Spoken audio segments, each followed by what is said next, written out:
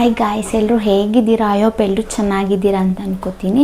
ಇವತ್ತು ನಾನು ಬೆಳಗ್ಗೆಯಿಂದ ವ್ಲಾಗ್ನ ಸ್ಟಾರ್ಟ್ ಮಾಡ್ತಿದ್ದೀನಿ. ಬನ್ನಿ ಇವತ್ತಿನ ಡೇ ಹೇಗಿರುತ್ತೆ ಅಂತ ನೋಡೋಣ. ಮತ್ತು ಇವತ್ತು ನನ್ನ ಹಸ್ಬೆಂಡ್ ಬರ್ಡೇ ಇದೆ.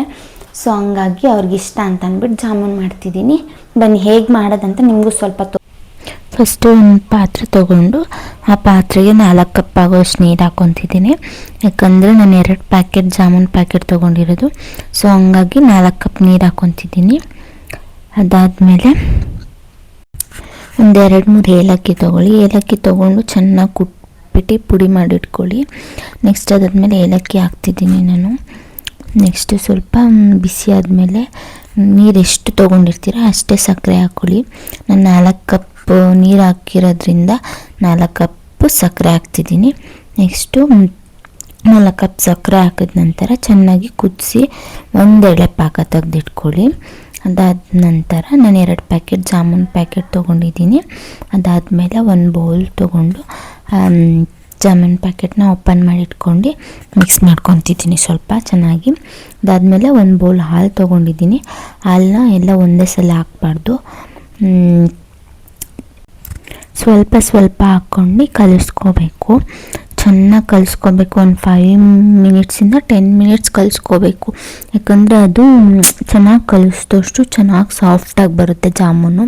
ಸೊ ಹಂಗಾಗಿ ಚೆನ್ನಾಗಿ ಕಲಿಸ್ಕೊಳ್ಳಿ. ಸ್ವಲ್ಪ ಸ್ವಲ್ಪ ಹಾಲು ಹಾಕ್ಕೊಂಡು ನೋಡಿಕೊಂಡು ಕಲಿಸ್ಕೊಳ್ಳಿ.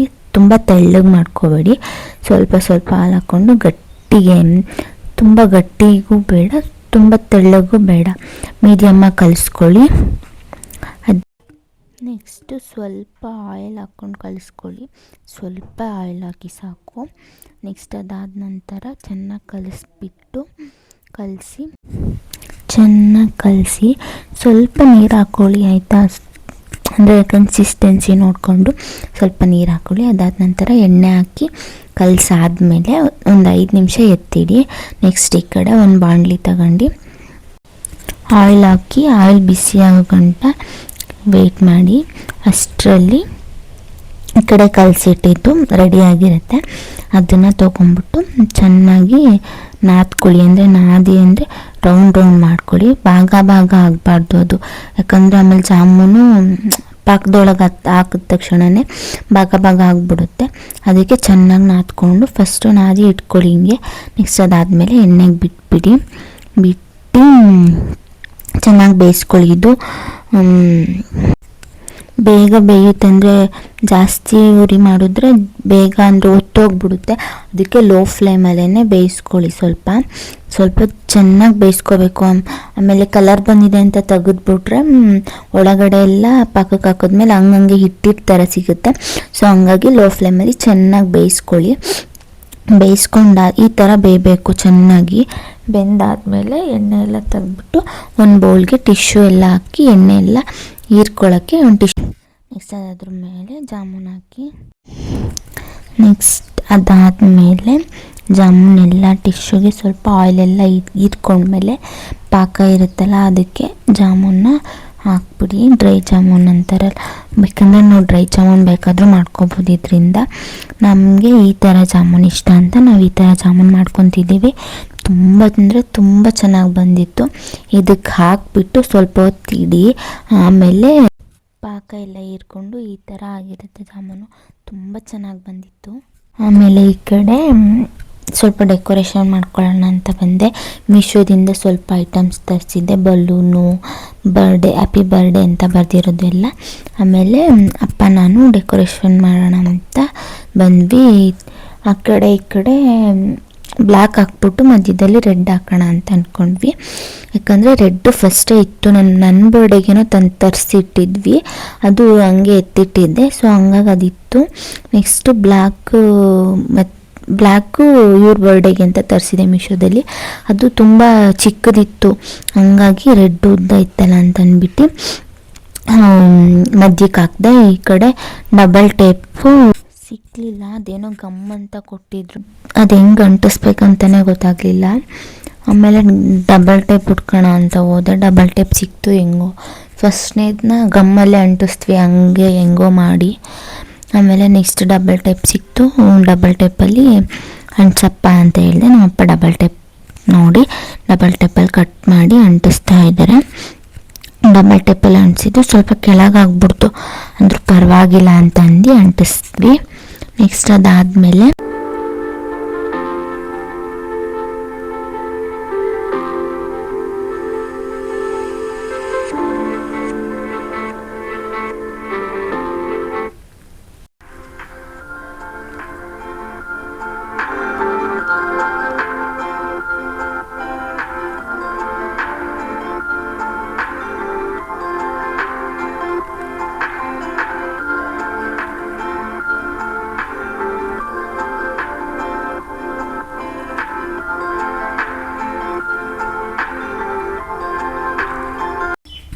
ನೆಕ್ಸ್ಟ್ ಹ್ಯಾಪಿ ಬರ್ಡೇ ಅನ್ನೋದನ್ನ ಜೋಡಿಸ್ತಿದ್ದೆ. ಚೆನ್ನಾಗಿತ್ತು, ಡೆಕೋರೇಷನ್ ಎಲ್ಲ ತುಂಬ ಚೆನ್ನಾಗಿ ಬಂದಿತ್ತು. ಅದಾದಮೇಲೆ ನಮ್ಮ ಮನೆಯವರೆಲ್ಲ ಬೈದಿದ್ರು, ಸುಮ್ಮನೆ ಮಾಡೋಕ್ಕೆ ಕೆಲಸ ಇಲ್ಲ ನಿನಗೆ, ಇದೆಲ್ಲ ಮಾಡ್ಕೊಂಡು ಕೂತಿದ್ಯಲ್ಲ ಅಂತ ಅಂದರೂ ಒಂಥರ ಖುಷಿ. ಅದರಲ್ಲೂ ನಂಗೆ ಡೆಕೋರೇಷನ್ ಮಾಡೋದಂದರೆ ತುಂಬ ಇಷ್ಟ. ಯಾಕಂದರೆ ನಾನು ಫ್ಯಾಷನ್ ಡಿಸೈನರ್ ಆಗಬೇಕು ಅಂತ ಅಂದ್ಕೊಂಡಿದ್ದೆ, ಬಟ್ ಏನೋ ರೀಸನ್ಸಿಂದ ಆಗಿಲ್ಲ. ಸೊ ನಂಗೆ ಡೆಕೋರೇಷನ್ ಮಾಡೋದು, ಏನಾದರೂ ಸೆಲೆಬ್ರೇಟ್ ಮಾಡಿದ್ರೆ ಡಿಫ್ರೆಂಟಾಗಿ ಸೆಲೆಬ್ರೇಟ್ ಮಾಡಬೇಕು ಅಂತ ಅನ್ನೋದು ತುಂಬ ಇಷ್ಟ. ಸೊ ಹಂಗಾಗಿ ನಾನು ಈ ಥರ ಡೆಕೋರೇಷನ್ ಮಾಡಿ ಸೆಲೆಬ್ರೇಟ್ ಮಾಡ್ತಿದ್ದೀನಿ. ಅದಾದಮೇಲೆ ನನ್ನ ಹಸ್ಬೆಂಡ್ಗೂ ಈ ಥರ ಎಲ್ಲ ಗ್ರ್ಯಾಂಡಾಗಿ ಸೆಲೆಬ್ರೇಟ್ ಮಾಡಬೇಕು ಅದೆಲ್ಲ ಇಷ್ಟ ಆಗಲ್ಲ. ಬಟ್ ನನಗಿಷ್ಟ, ನನ್ನ ಬರ್ಡೇ ಅಂದರೆ ನಾನು ಒಂದು ವೀಕಿಂದನೇ ನನ್ನ ಬರ್ಡೇ ಬಂತು ಅಂತ ಎಕ್ಸೈಟ್ಮೆಂಟಲ್ಲಿ ಇರ್ತೀನಿ. ಅವ್ರು ಹಂಗೇನಿಲ್ಲ, ನಾಳೆ ಅವ್ರ ಬರ್ಡೇ ಅಂದರು ನೆನ್ನೆ ಕೇಳಿದ್ರು ನನಗೇನು ಎಕ್ಸೈಟ್ಮೆಂಟೇ ಇಲ್ಲ ಅಂತ ಹೇಳ್ತಾರೆ. ಸೊ ಹಂಗಾಗಿ ಅವ್ರಿಗಷ್ಟು ಎಕ್ಸೈಟ್ಮೆಂಟೇ ಇಲ್ಲ. ನನಗಂತೂ ಸಖತ್ ಎಕ್ಸೈಟ್ಮೆಂಟ್ ಇರುತ್ತೆ. ಅವ್ರ ಬರ್ಡೇ ಅಂತ ನಾನು ಒಂದು ಮಂತಿಂದನೇ ಹೇಳ್ತಿದ್ದೀನಿ ನಿನ್ನ ಬರ್ಡೇ ಬಂತು ಅಂತ. ಬಟ್ ಅವರು ಅದೆಲ್ಲ ತಲೆನೇ ಕೆಡ್ಸ್ಕೊಳಕ್ಕಿಲ್ಲ. ಅವ್ರಿಗೂ ಇದೆಲ್ಲ ಗೊತ್ತಿಲ್ಲ, ನಾನು ಡೆಕೋರೇಷನ್ ಮಾಡಿ ಸೆಲೆಬ್ರೇಟ್ ಮಾಡ್ತಿದ್ದೀನಿ ಅಂತ. ಏನೋ ಸಿಂಪಲ್ಲಾಗಿ ಮಾಡ್ತಿದ್ದೀನಿ ಬಾ ಅಂತ ಹೇಳಿದ್ದೆ ಅಷ್ಟೇ. ಬಲೂನೆಲ್ಲ ಕಟ್ಟಿ ಇದೆಲ್ಲ ಮಾಡ್ತಿದ್ದೀನಿ ಅಂತ ಅವ್ರಿಗೂ ಗೊತ್ತಿಲ್ಲ. ನನಗಂತೂ ಸಖತ್ ಖುಷಿ. ಅವನು ಹೆಂಗೆ ಎಕ್ಸೈಟ್ ಆಗ್ತಾನೆ ಇದನ್ನೆಲ್ಲ ನೋಡಿ ಅಂತ ಅದನ್ನೆಲ್ಲ ಕ್ಯಾಪ್ಚರ್ ಮಾಡ್ಕೊಳಕ್ಕಾಗಲಿಲ್ಲ. ಬಟ್ ತುಂಬ ಖುಷಿಪಟ್ಟರು ಅವರು, ನನಗೆ ತುಂಬ ಇಷ್ಟ ಆಯಿತು ಅಂತ. ಅದೇ ದೊಡ್ಡ ಖುಷಿ, ಯಾಕಂದರೆ ಅವ್ರಿಗೆ ಇದೆಲ್ಲ ಇಷ್ಟ ಆಗೋಲ್ಲ, ಇದೆಲ್ಲ ಏನಕ್ಕೆ ಮಾಡಿದೆ ಅದೆಲ್ಲ ಏನಕ್ಕೆ ಮಾಡಿದೆ ಅಂತಾರೆ. ಸೊ ಅವ್ರು ಖುಷಿಪಟ್ರೆಲ್ಲ ಚೆನ್ನಾಗಿದೆ, ಇಷ್ಟ ಆಯಿತು ಅಂತ. ನನಗಂತೂ ಖುಷಿ ಆಯಿತು, ಚೆನ್ನಾಗಿ ಬಂದಿತ್ತು ಡೆಕೋರೇಷನ್ ಕೂಡ. ಅಪ್ಪ ಅಂತೂ ತುಂಬ ಹೆಲ್ಪ್ ಮಾಡಿದ್ರು. ಅಪ್ಪ ಇಲ್ಲ ಅಂದರೆ ಈ ಥರ ಡೆಕೋರೇಷನ್ ಮಾಡೋಕ್ಕೆ ಆಗ್ತಿರ್ಲಿಲ್ಲ ಅನಿಸುತ್ತೆ. ಬಲೂನೆಲ್ಲ ಊದ್ಕೊಟ್ರು, ಬಲೂನ್ ಕಟ್ಟಿ ಎಲ್ಲ ಮಾಡಿಕೊಟ್ರು. ನಾನು ಈ ಕಡೆ ಅದೇನೋ ಬಲೂನಿಗೆ ಸಿಕ್ಸೋದು ಬರುತ್ತಲ್ಲ ಅದ್ರಲ್ಲಿ ಸಿಕ್ಸ್ತಾ ಇದ್ದೆ. ಆ ಕಡೆ ಒಂದು ಬಲೂನು, ಈ ಕಡೆ ಒಂದು ಬಲೂನು, 3 ಕಲರ್ ಬಲೂನ್ ಇತ್ತು. ಸೊ ಹಂಗಾಗಿ ಸಿಗಿಸ್ತಿದ್ದೆ. ಚೆನ್ನಾಗಿ ಬಂದಿತ್ತು ಡೆಕೋರೇಷನ್ನು. ನಾನು ಅಪ್ಪ ಮಾತಾಡ್ಕೊಂಡು ನಗಾಡ್ಕೊಂಡು ಡೆಕೋರೇಷನ್ ಮಾಡ್ತಿದ್ವಿ. ಚೆನ್ನಾಗಿ ಬಂದಿತ್ತು. ಆ ಕಡೆ ಅಮ್ಮ ಮತ್ತು ಅಣ್ಣ ಪಾಪುನ ಆಟ ಆಡಿಸ್ತಿದ್ರು, ಮಾಡ್ತಾಯಿದ್ವಿ. ಗಾಳಿ ಅಂದರೆ ಗಾಳಿ ಸಖತ್ತು. ನಾವು ಕಟ್ಟಿದ್ದು ಬಿದ್ದೋಯ್ತು, ಮತ್ತು ನಾವು ಬಿದ್ದೋಯ್ತಲ್ಲಪ್ಪ ಅಂತಂದೆ. ಆವಾಗ ಮತ್ತೆ ಅಪ್ಪ ಎದ್ದು ಡಬಲ್ ಟೇಪ್ ಹಾಕೋಣ ಅಂತಂದು ಹಾಕ್ತಿದ್ರು. ಸಖತ್ ಗಾಳಿ. ಇವಾಗ ಎಷ್ಟು ಗಾಳಿ ಅಂತಂದರೆ ಫುಲ್ಲು ಮನೆಯೊಳಗೆ ಬರುತ್ತೆ. ಅಂದರೆ ನಮ್ಮದು ತೋಟದ ಮನೆ ಇರೋದ್ರಿಂದ ಗಾಳಿ ಎಲ್ಲ ಒಳಕ್ಕೆ ಬರುತ್ತೆ. ಅಂದರೆ ಕದ ತೆಗ್ದುಬಿಟ್ಟಿದ್ವಾ, ಸೊ ಹಂಗಾಗಿ ಅದೆಲ್ಲ ಬಿದ್ದೋಯ್ತು. ಮತ್ತೆ ನೀಟಾಗಿ ರೆಡಿ ಮಾಡ್ತಿದ್ರು. ada kaya ngano nalo kaya ngano dok ange node ngala bangari dok balloon beku magla ninjikle balloon beka magla kala amana tumtuma ಕಾಲಗೆ ಅಂತಾಳೆ, ಕಾಲಗೆ ಅಂತಾಳೆ ಅವಳು, ಕೈಲಿ ಅಂತಾಳೆ.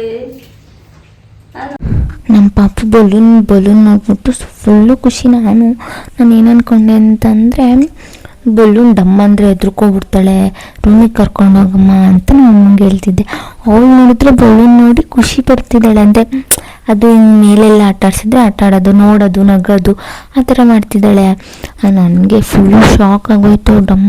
ಒಂದ್ಸತಿ ಒಂದು ಬಲೂನ್ ಡಮ್ಮ ಅಂದ್ಬಿಡ್ತು.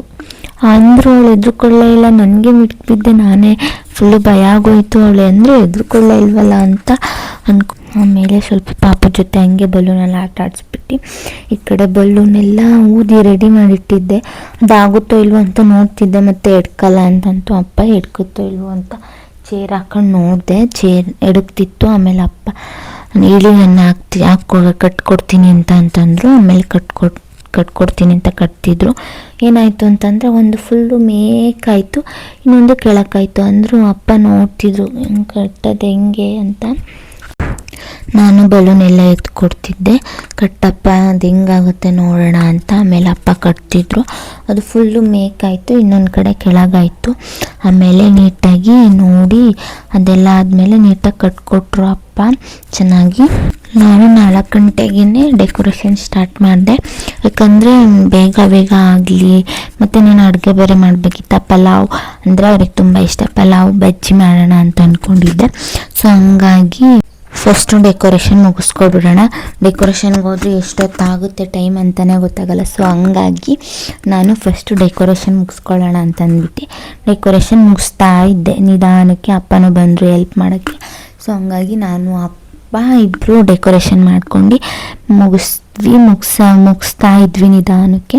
ಅದಾದ ನಂತರ ಅಡುಗೆ ಮಾಡೋಣ ಅಂತ ಅಂದ್ಕೊಂಡು ಪಲಾವ್ ಮತ್ತು ಮೊಸರು ಗೊಜ್ಜು ಮತ್ತು ಬಜ್ಜಿ ಮಾಡೋಣ ಅಂದ್ಕೊಂಡೆ. ಜಾಮೂನ್ ಇತ್ತಲ್ಲ, ಹಿಂಗೂ ಜಾಮೂನ್ ಮಾಡಿದ್ವಲ್ಲ, ಬೆಳಗ್ಗೆನೇ ಜಾಮೂನ್ ಮಾಡ್ಕೊಂಡಿದ್ದೆ. ಸೊ ಹಂಗಾಗಿ ಇದನ್ನು ಡೆಕೋರೇಷನ್ನ ನಿಧಾನಕ್ಕೆ ನೀಟಾಗಿ ಮುಗಿಸ್ಕೊಂಡೆ. ಇದು ಸ್ವಲ್ಪ ಮೇಲೆ ಕೆಳಗೆ ಆಗೋಯಿತು. ಮತ್ತು ಅಪ್ಪ ಕೆಳಗೆ ಕಟ್ಟಿ ಮೇಗೆ ಕಟ್ಟಿ ಮಾಡಿದ್ರು. ಚೆನ್ನಾಗಿ ಬಂದಿತ್ತು ಡೆಕೋರೇಷನ್ ಮಾತ್ರ. ಆಮೇಲೆ ನನ್ನ ಮಗಳು ಮಲ್ಕೋಬಿಟ್ಟಿದ್ಲು ಪಾಪ. ಅಂದರೆ ಬಲೂನ್ ನೋಡಿದಾಗ ಅವಳು ಎದ್ರಲಿಲ್ಲ. ಸೊ ಹಂಗಾಗಿ ನಾನು ಎದ್ರಲಿಲ್ವೇನೋ ಅಂತ ಅಂದ್ಕೊಂಡೆ. ಮಲ್ಕೊಂಡ್ಲು. ಆಮೇಲೆ ಸಡನ್ನಾಗಿ ಅಳೋದು, ಸ್ವಲ್ಪ ಜೋರಾಗಿ ಅಳೋದು, ಸುಮ್ಮನೆ ಅಳೋದು, ಹಂಗೆಲ್ಲ ಮಾಡ್ತಿಲ್ಲ. ನನಗೆ ಭಯನೇ ಆಗೋಯ್ತು, ಯಾಕಪ್ಪ ಹಿಂಗೆಲ್ಲ ಮಾಡ್ತಿದ್ದಾಳೆ, ಬರ್ಡೇಗೆ ಎದ್ದೇಳ್ತಾಳೋ ಇಲ್ವೋ, ತುಂಬ ಅಳ್ತಾಳೇನೋ ಅಂತ ಅಂದ್ಕೊಂಡೆ. ಇಲ್ಲ, ಅಳ್ಳಿಲ್ಲ, ಹಂಗೇನಿರಲಿಲ್ಲ. ಲಾಸ್ಟ್ ಬರ್ಡೇ ಕೇಕ್ ಕಟ್ ಮಾಡೋ ಟೈಮ್ಗೆ ಎದ್ಬಿಟ್ಲು. ಸದ್ಯ ಎದ್ಲಲ್ಲ ಅಂದ್ಬಿಟ್ಟು ಅವಳಿಗೂ ಒಂದು ಡ್ರೆಸ್ ಹಾಕಿ ರೆಡಿ ಮಾಡಿಸಿದ್ದಾಯಿತು ಲಾಸ್ಟಿಗೆ. ಸ್ವಲ್ಪ ಅಳ್ತಿದ್ಲು. ಅದಾದಮೇಲೆ ಸ್ವಲ್ಪ ದಿಷ್ಟೆಲ್ಲ ತೆಗ್ಸಿದ್ಮೇಲೆ ಸರಿ ಹೋದ್ಲು.